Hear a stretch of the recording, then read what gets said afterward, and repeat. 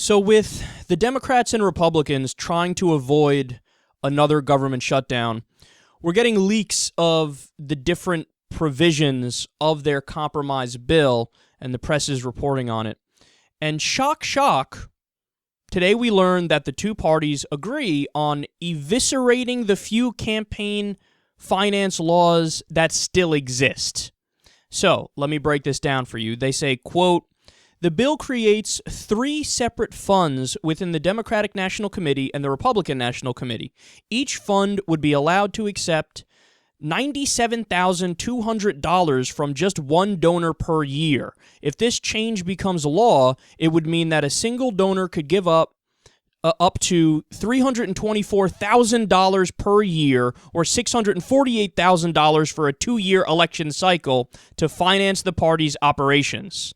They continue, "The change would effectively obliterate campaign contribution limits to parties while eviscerating the limits placed by the 2002 McCain-Feingold campaign finance reform law on how much a political candidate can seek from a donor. The current maximum a donor can give to a national party committee is $32,400 per year."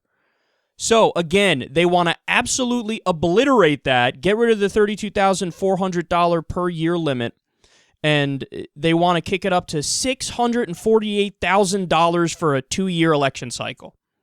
Now, let me explain again in detail exactly what this means. The way that the campaign finance laws work right now, it's very complicated because when you contribute, you can contribute to an individual candidate, okay, so an individual politician. You can contribute to a campaign.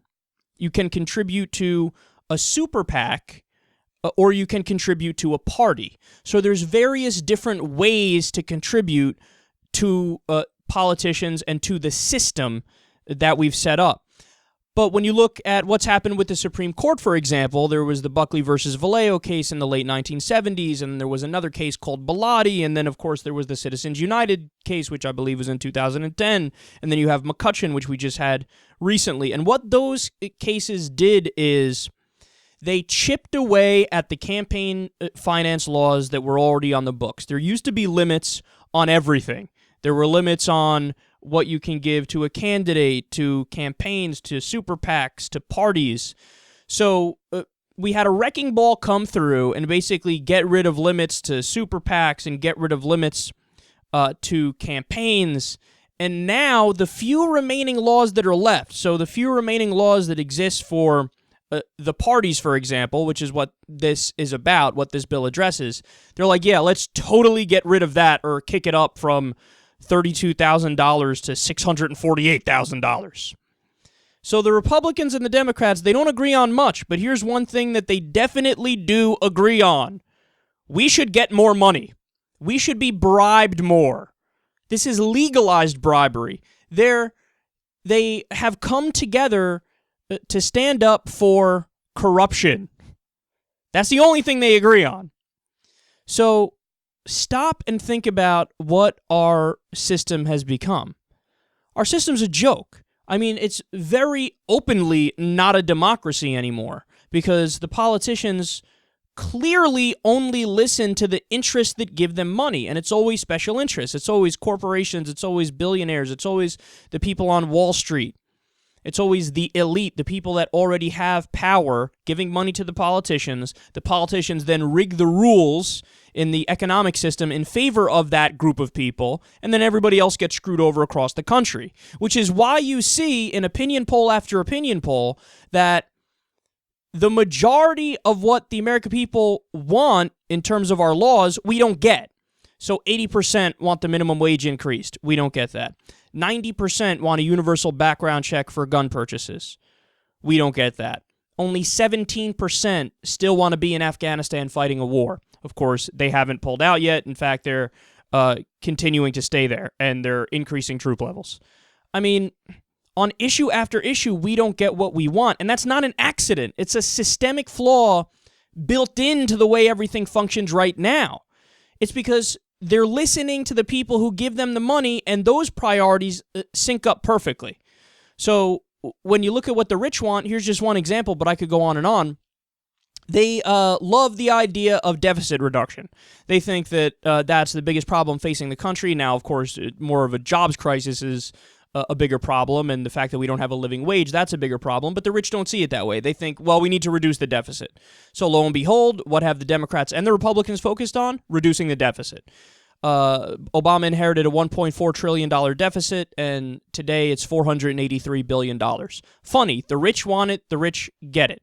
Also, they wanted the Bush tax cuts made permanent. Well, over 90% of the Bush tax cuts were made permanent. Again, you go issue for issue, you can see that whatever they want, they get. They want a focus on corporate taxes right now. Guess what? Republicans and Democrats, story released today, they're both going to focus on that in the upcoming session. So the system is broken, and instead of addressing it, they're doing the exact opposite. Because they know that it protects them. Half these guys, more than half these guys, wouldn't get elected if it wasn't for the fact that money props up this fake system. So they're protecting their asses when they agree to raise the donor limit here. If this doesn't anger you, if this doesn't drive you crazy, I don't know what will. Because, again, this is kabuki theater, which is supposed to be a democratic republic that we have set up. It's not. We have an oligarchy. We have a kleptocracy. Government of, by, and for the rich, a plutocracy. This is what we're looking at right now in the United States of America. And the only way to fight back against it, because they're letting you know right here, they're telling you right here, we're going to do what's good for our pockets, what's good for our wallets. That's what we're going to do. So since the system is so corrupt and it's a rotting corpse, the only way to fight it is from outside of the system. Now, thankfully, there's a way to do that without picking up guns, because if we tried to pick up guns, we wouldn't win either. They have nuclear weapons, we don't. Game over. They also have tanks and shit, we don't. Game over. But the way to do it is to do a constitutional convention and get an amendment. You can go through the states. You don't have to go through these dunces, these corrupt politicians in Washington. So if you do that, and all you need to focus on is mandating clean elections by law, saying explicitly that money does not equal free speech, and ending corporate personhood. You have one amendment that says all that. You ban private donations to politicians, and then what happens overnight? You have a system where the politicians are going to listen to you and me because by law we will be the only people paying them. So then they'll listen to us because we are the ones predominantly paying them, whereas right now it's ExxonMobil and Walmart and Wall Street and all these multinational corporations who don't believe in the same things you and I believe in.